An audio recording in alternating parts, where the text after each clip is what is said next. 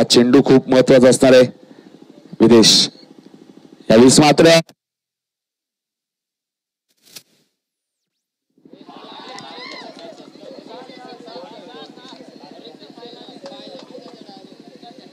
बघूया पंचांचा निर्णय काय ते. षटकार आहे. विकी पाटील यांनी सांगितले षटकार आहे. कारण किरण तुमच्याच खेळाडूंनी सांगितले षटकार आहे. क्या पडले संघाचा तेजस म्हात्रे त्यांनी एक चेंडूमध्ये 5 धावांची अडचण षटकार मारला होता. बघा इथे तकदीर म्हात्रे अनुभवी खेळाडू. विदेश सोपान पाडे यांनी सुद्धा एक चेंडूमध्ये